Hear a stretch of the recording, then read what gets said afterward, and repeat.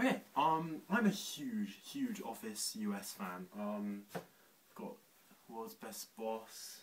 My awesome housemate did some fan art, I don't know if you can see, of The Office. I've got Save the Rabbit wristband that my lady friend got me. It's all. I'm a big fan of The Office. I'm actually been watching one right now. Anyway, I'm gonna complain about the newest season, how they've retroactively ruined all, in my opinion, the past episodes of The Office by introducing this character called Brian. Fans of the show will be the only ones watching this, so I guess I don't really need to tell you. But Brian is the sound guy. It was introduced about halfway through. The way it was introduced was that Pam was having an argument with Jim over the phone, like he's in Philadelphia or something, and she's sitting there crying, and she does this thing where it's never been done before really. She doesn't look to the camera. Like usually if someone in the office is reacts badly to something, they're like, at the camera, you know, or they're pissed off, they look at the camera. That's the whole thing with The Office. But this time, Pam didn't look at the camera, she looked at the guy behind the camera. And I was like, what the fuck's going on? Because I know at the start of the season, they'd had Pam and Jim talking to people behind the camera. And I'm like, yeah, it was the last season, I guess they can do that a bit. A little Easter egg at the start of the season. But this time, Pam looks behind the camera, and I'm like, well, I don't know, I didn't know what to think. And she says, what do I do, Brian? And then the panel comes out, and Brian's there, and he's not a cameraman, he's a sound guy. He's a sound guy holding a big fucking pole, like this, over her, while she's doing her little call. And he comes and hugs her, and I'm not going to go into what happens next, but he's into her. That's just a bad plot line. The fact that he's into her doesn't retroactively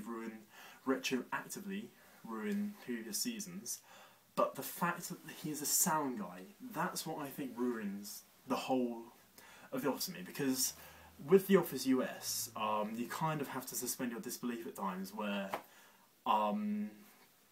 the people in it just completely ignore the cameras. Like, eventually you can kind of say, yeah, I guess they get used to it. Like, when they're having private conversations, they don't look for cameras in the corner because they're just so used to them being there.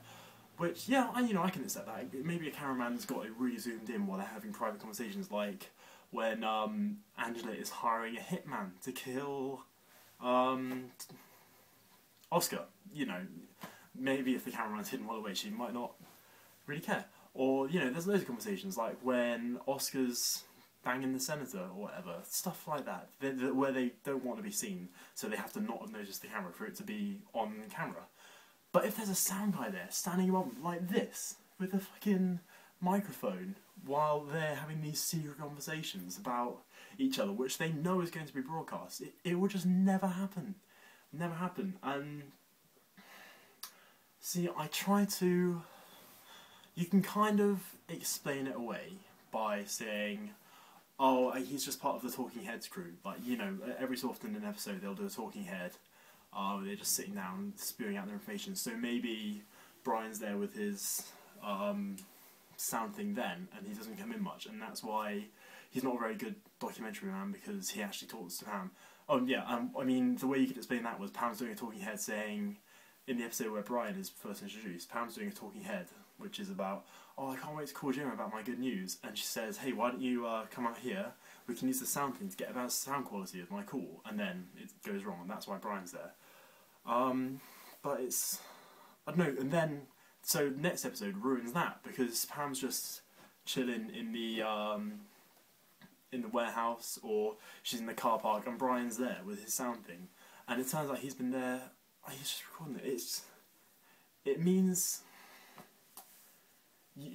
that you can't fan wank, and I don't really like that term, but you can't fan wank away some of the way the characters behave, like when they are doing things that you wouldn't do in front of a camera.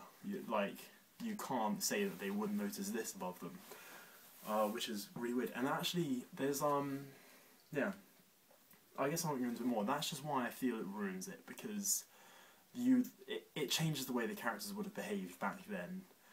And having Brian there, like, so now it's revealed that not only do the characters of the show talk to the documentary crew, but Pam and Jim and Brian and his wife are like best friends, and then they would notice it. If their best friends are sitting there, they're gonna interact with them so much more. it just really changes all the dynamics. It's like once you realise that that relationship is there, you have to go back and figure everything out. Like, yeah, crazy stuff. But you know, so there's one cool thing from it which I found, and I was watching over some bloopers of season 8, I believe. No, it's not season 8. Season 7. So this is the one in one of the episodes where Michael goes to Gabe's house, Gabe's flat, for Erin's party, and he's making a pizza. And in one of the bloopers, he throws the pizza thing up in the air. It hits a fan and lands on the sound guy's thing. The sound guy who's actually recording the show now, not the in-character Brian. But then Steve leans up and says, "Oh, sorry, Brian," and takes it off. So, like, I mean, obviously what they did was just name the character after the actual sound guy.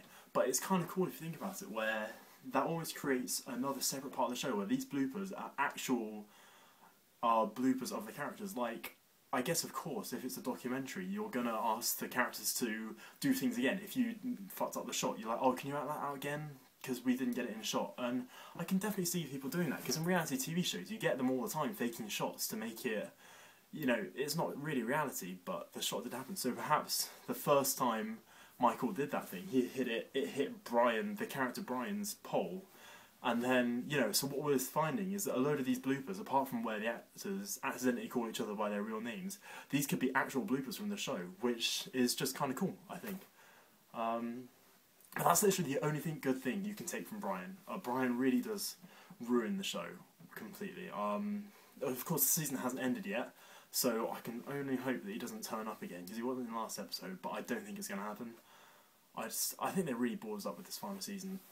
With, especially because it ruins previous episodes, where, like, a lot of people chose to stop watching after Steve Carell left, which I can kind of, I can see why they did that, because having just got season 7 on DVD, before getting it on DVD, I was like, yeah, The Office is still pretty funny after Steve left, but there's like three episodes after he's not in it anymore, and they're just not as funny. And watching that now, I mean, it actually depresses me seeing what they've done to it. I liked James Spader, the next high-up manager, but I don't know. I'll have to wait and see when I can see the episodes again, because I saw them online rather than on DVD. Season 9 really ruined it retrospectively. I don't know how they did it. But I could talk on and on there forever. This is really dragging out. Yeah, I just wanted to keep this one about Brian, how Brian, in my opinion, mucks up the entirety of The Office. So yeah. Also, one final thing. There are a few things where even in the show you can see the, like, imagine my hand is the microphone thing, you can see it just popping into shot at the top, and that's just where the editors fucked up and not noticed it.